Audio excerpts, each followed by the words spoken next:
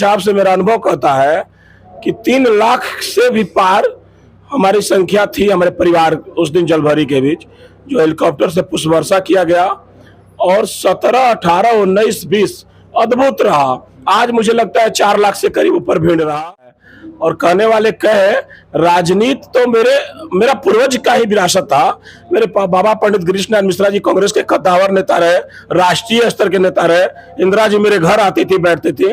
मेरे आज भी चाचा कांग्रेस के एमएलए है। करने के साथ साथ हम समाज सेवा कर रहे हैं। तो समाज सेवा जब आदमी करता है तो बिल्कुल अपना जगह तलाशता है कि उस जगह पे मैं पहुंच जाऊं, कि जो आज जीवन में उस लायक बन जाऊं कि मैं समाज सेवा करता रहूं। अगर आप जाएगा, लेकिन मेरा बचपन का जगह भभुआ विधानसभा रहा। श्रीमन नारायण नारायण नारायण के जय घोष से गुंजयमान हो उठा पूरा परसथुआ के पृष्ठभूमि पर अद्भुत के साथ साथ ऐतिहासिक रहा श्री लक्ष्मी नारायण महायज्ञ।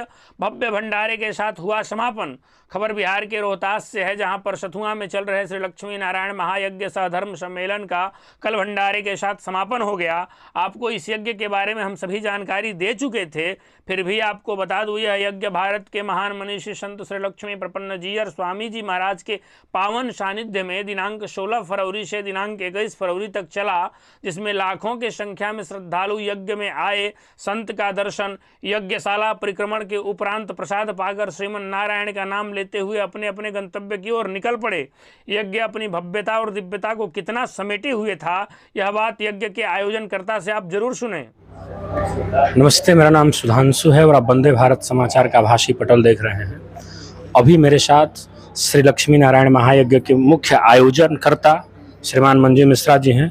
पहले सर स्वागत है आपका वंदे भारत। धन्यवाद आपके वंदे भारत को, और आप अपने मेरे छोटे भाई सम्मान है, आपको भी मेरा धन्यवाद। सर, इतना बड़ा आयोजन कराने का मुख्य उद्देश्य क्या रहा? सौभाग्य है मेरा, उद्देश्य कुछ नहीं। स्वामी जी के सानिध्य में आशीर्वाद मुझे प्राप्त होता रहता है। स्वामी जी से हमने आग्रह किया और स्वामी जी का इतना सानिध्य मुझे मिला। सौभाग्य है मेरा कि प्रपन्न जी स्वामी जी का यज्ञ कराने का मुझे मौका मिला।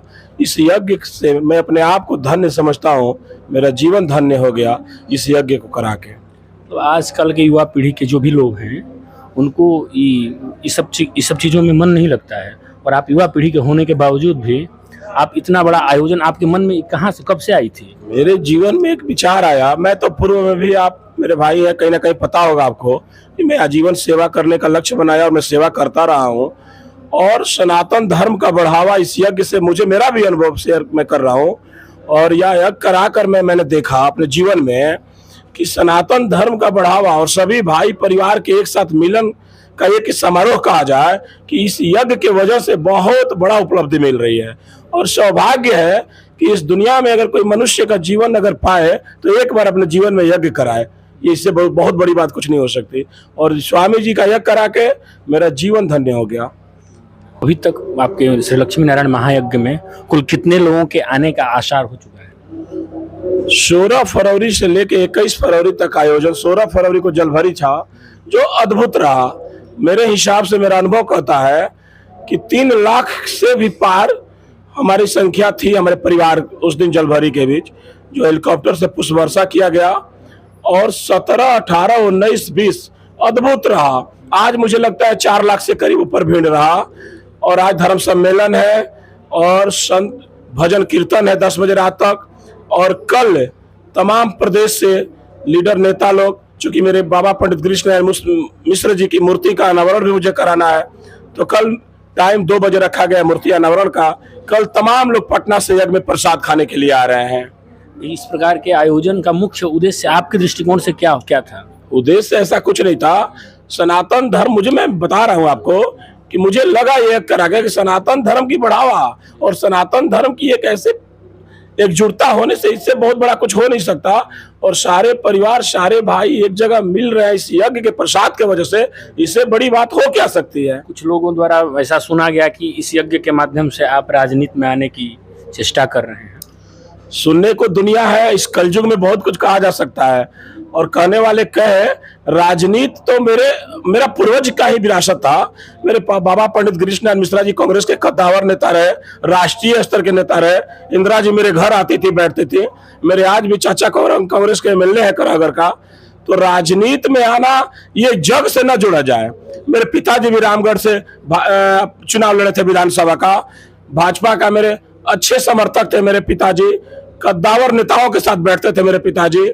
जग से राजनीति का कोई वास्ता नहीं है, राजनीति मेरा वास्ता है, और मैं आगे भी प्रयास करूंगा कि इस तरह का आयोजन और पूरे भाई परिवार के बैठने का एक आयोजन का कार्यक्रम चलता रहे, और प्रपंच जीयर स्वामी जी का आशीर्वाद हम लोगों को मिलता रहे।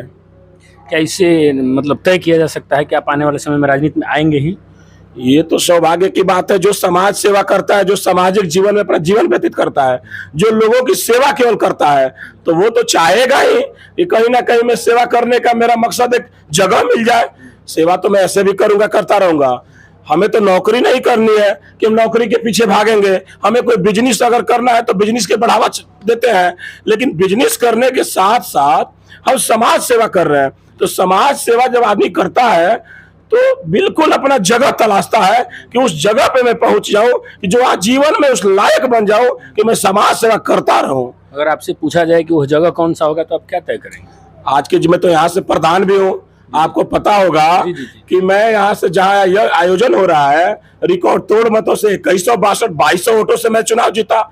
मुझे लगता है कि बिहार में कोई इतना वोटों से नहीं जीता होगा। शायद जीता होगा तो साहब आदमी तो नहीं जीता होगा, मुझे लगता है। तो ऐसा कुछ नहीं। मेरे चाचा एमएलए है, मेरे बाबा बड़े नेता थे, मेरे पिताजी विधानसभा के प्रत्याशी रहे। तो राजनीति अब क्या कहा जाए, मौका तो विधानसभा के ही प्रयास करना है। समाज सेवा करना है तो जगह तलाशना है। मैं प्रयास करूंगा, और जो राजनीति में समाज सेवा करता है वो चाहेगा कि मुझे जगह मिले।